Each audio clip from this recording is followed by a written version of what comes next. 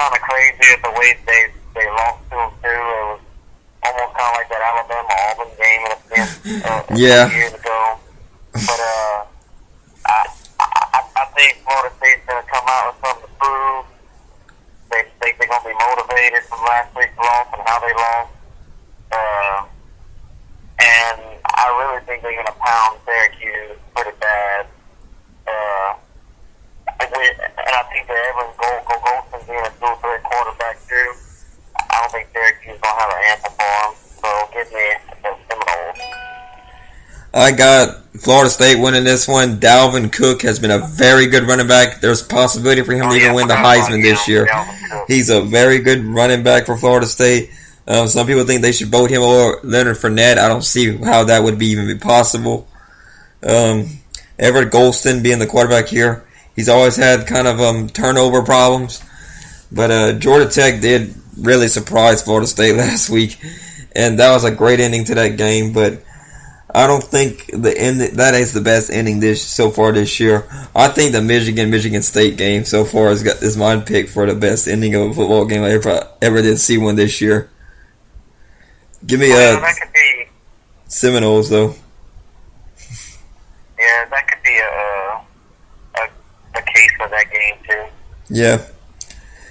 Some good finishes so far this year, and we still got a good bit of football left to be played too. Mm-hmm. All right, Tulane, they're 2-5. Tulane is 2-5, and they go on the road to take on number 16 Memphis. Juicy, who you got in this game? Oh Lord, I don't really know much about.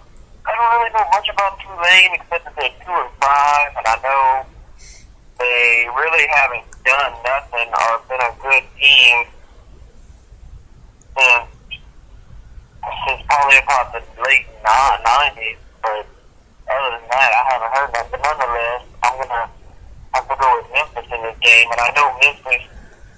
And even better for Memphis, they were coming off a win against Ole Miss a couple weeks ago, and it actually surprised me because we all picked Ole Miss to win that game. So, and Memphis is undefeated, so how surprising is that too? But give me Memphis to win this game. They favor to win by about 32 points or something, but I think it'd be more than that, to be honest with you. Paxton Lynch. What can I say about that quarterback? Memphis is going to roll Tulane over. Tulane's going to wish there wasn't a football team after Memphis gets done with them. Memphis is a very good team. They beat Ole Miss earlier this year, which I think was a marquee win for that program. Memphis is one of those programs that I think can really jump up and be a really good Power 5. They have a good looking stadium for what I've seen from it. So, I mean, I think they got the talent to really win some more. They might be the next Boise State to come along, so we're going to watch them in the next couple of years and see how they do. And I remember when Memphis was nothing football team when I was growing up. Yeah, that's how recruiting changes everything. You get the right person, the right system at the right time, then that can completely change the program around. Speaking of programs that have been nothing in the last couple of years, number 15, Michigan versus Minnesota. Juicy, who you got in this game? Yeah, you're right about Michigan not being nothing, and Jim Harbaugh gets there, kind of changes their attitudes and how they, and he, as the players buy into what he's preaching over there, apparently, because they only got one loss. And like we talked about earlier. Well, they have 2 losses. You forgot about Utah. Oh yeah, well Utah too. But overall, I have to say he's done a good job with them. But nonetheless, Michigan against Minnesota. I do think it's going to be a close game, or I say close. It's going to be reasonably close, about 17 points. I think Michigan's going to go be ready to play against the Gophers. I know Minnesota's they really had a down, or they're having a kind of a down year this year. Give me the Wolverines in that game. I got the Wolverines winning this one too. Michigan led under Jim Harbaugh this year. Next year or the next 2 years down the road, Michigan will be a player in this Big Ten. Definitely, they've already been a player this year, and it's going to be interesting to see how this goes. I say, I think I'll agree with you about 14 points, 17 points in this game for Michigan to win.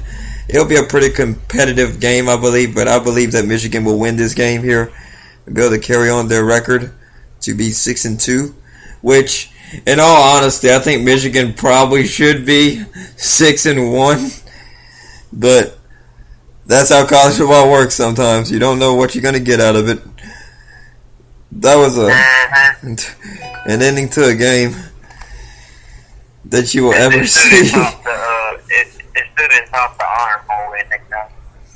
Yeah. Well, with so much on the line for that Iron Bowl, though, that makes it, I think, a bigger impact in college football than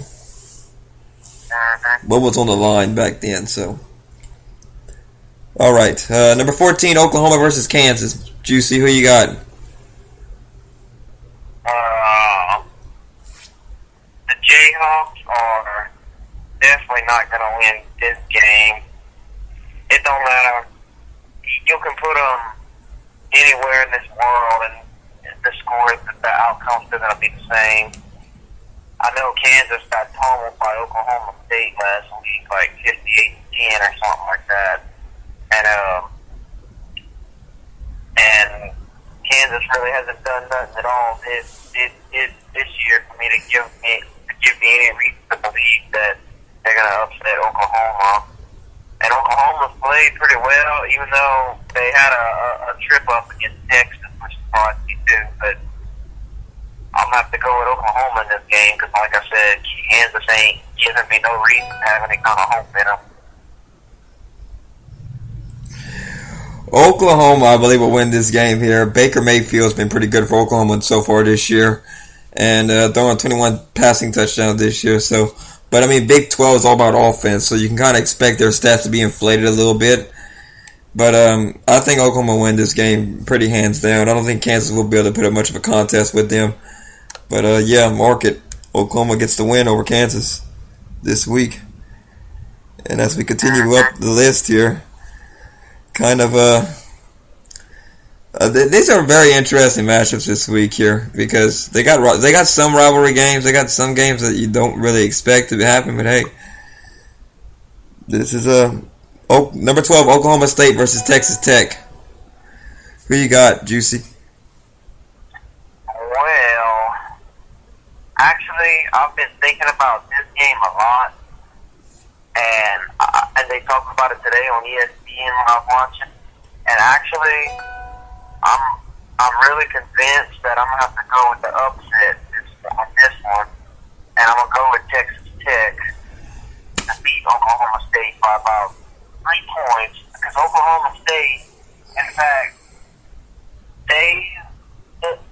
all their wins this season have come against teams that don't even have 500 records. They haven't even beaten a team above with a 500 record yet.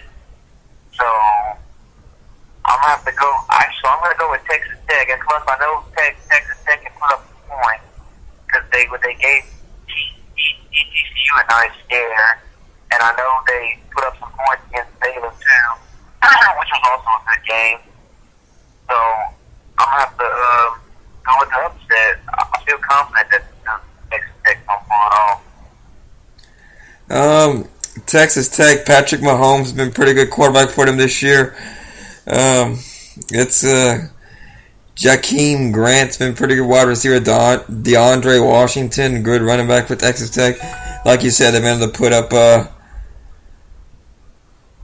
points here. If you're going to pick an upset, this is definitely the game to probably pick one.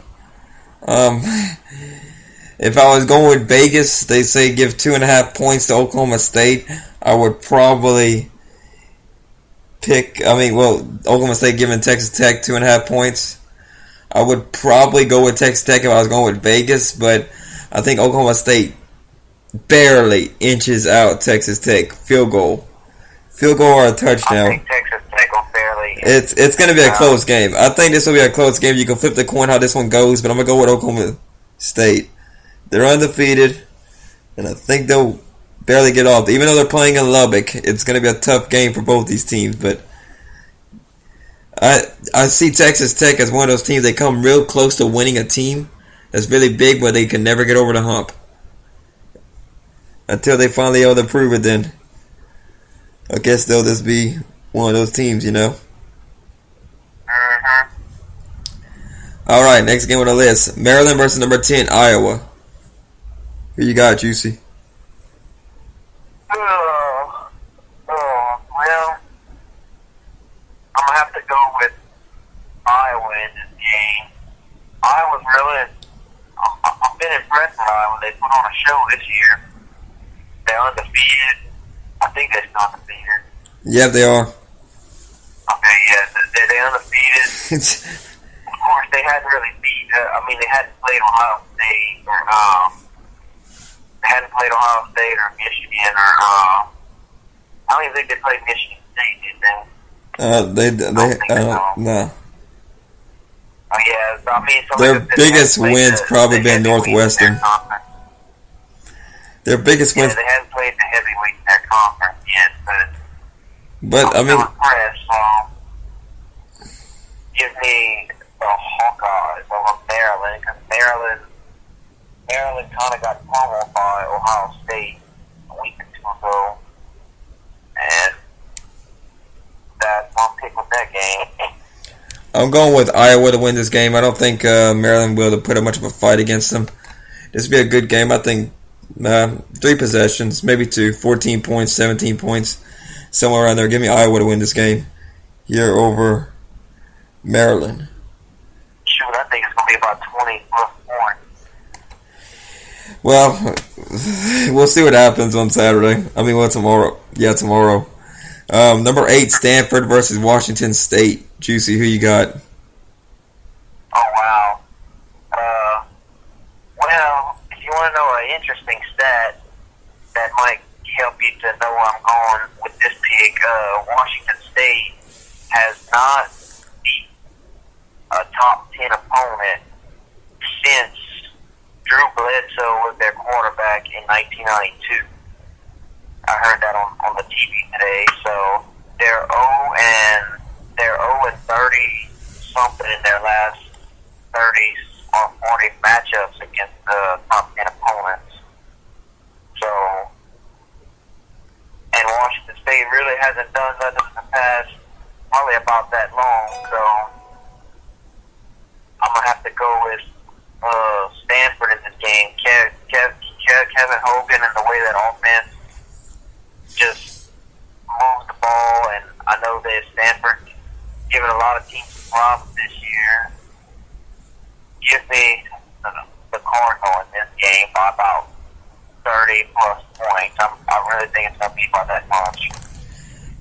I think that Stanford won this game. Like you had said, Kevin Hogan's been having a pretty good year this year. Give it up to him. Give it to Stanford here winning this game here. I think they'll get the job done, and it should be a good football game. So it's going to be interesting to see how all that plays out. So we'll see. I remember y'all, whenever y'all thought Stanford was going to be that good this year, whenever we did the first show, and I kept telling y'all they were. Well, like we said, we're going off preseason stuff. It didn't look like Stanford had a team this year, but we'll see. Like, you were big on Oregon. I was big on Oregon, too. Yeah. You want to start pulling names out. I was warning about Oregon earlier this year. I was like, I don't know if they got the guy behind center to do the job this year. Marcus Mariota was a pretty good player. Yeah, I kind of hope in Oregon. Yeah, Oregon's just...